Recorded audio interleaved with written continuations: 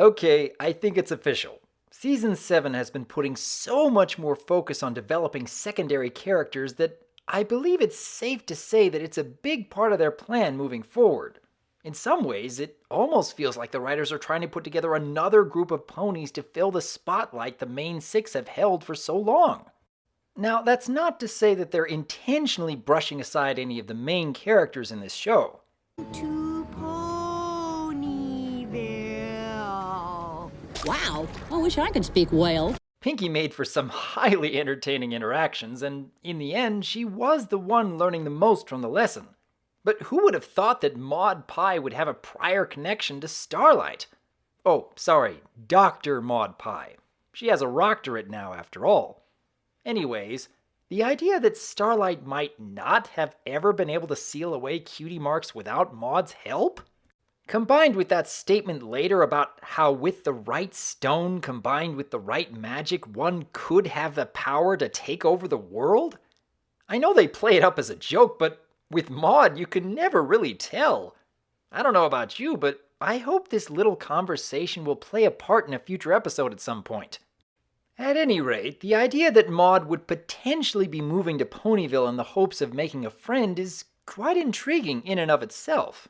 And the fact that Pinkie's overly excitable nature is the biggest obstacle to that goal makes for a clever conflict in the story. Neither of these characters are going outside of what we've come to expect from them, and at the same time, you'd think this conflict fits so naturally that the writers could have made this episode years ago and it still would have worked. Adding Starlight into the mix was surprising, but again fits so well. Two characters who have consistent difficulties with socializing, and even if it is for different reasons, you totally believe that connection once Maud talks about why she's so passionate about rocks in the first place. Also, speaking of that scene in the gem cave, please tell me I'm not the only one who thought of a certain Star Trek film when they walked into that underground garden. I mean, it could be a coincidence, but I honestly think the writers were inserting a clever reference that actually plays a significant role in the story. Overall, though, what I enjoy most about Rock Solid Friendship is that even though you can tell pretty early on how it's going to end, there wasn't a single moment where any of the conflict or interactions felt the least bit forced. Even when Pinkie intentionally causes a cave-in all because she's hoping Maud and Starlight would bond over trying to escape, it takes all of a few seconds for the story to give us a 180 and show, nope, either one of them could get out in a matter of seconds. Later on in Ghastly Gorge, Pinkie charges in believing that Maud needed saving. Did she?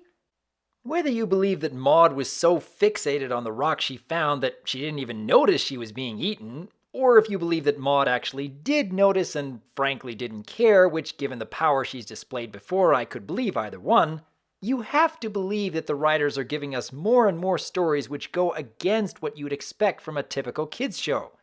And the moral. I love this moral. Even when you're already an expert in a particular subject, you really shouldn't assume that your methods will always work for someone else.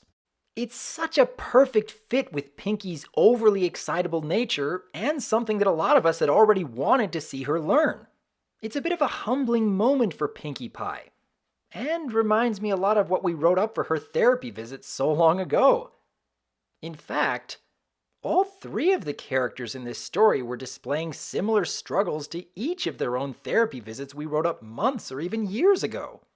And while I'm sure it's all just coincidence, I'm quite happy that the MLP writers are seeing the same kind of weaknesses in these characters that we discovered. It's adding a lot more depth to their story arcs while at the same time opening up a lot more story possibilities for future episodes. I mean, who else here thinks that the writers have been intentionally focusing on developing secondary characters this season with the eventual goal of bringing them to the forefront in some future season finale? It already happened in season 6, and I wouldn't mind seeing even more of that dynamic. Plus, it makes me rather curious as to what other characters they'll be bringing back from past episodes. What do you think, though? What sort of stories might be in store surrounding Maud's move to Ponyville and her past connections with Starlight? Do you believe that Pinkie's overzealous behavior fits with what we know of her character? I would like to hear your thoughts on Rock Solid Friendship, And here's hoping for even more episodes that buck the trend of what we've come to expect. I am Dr. Wolf, and I look forward to hearing from you.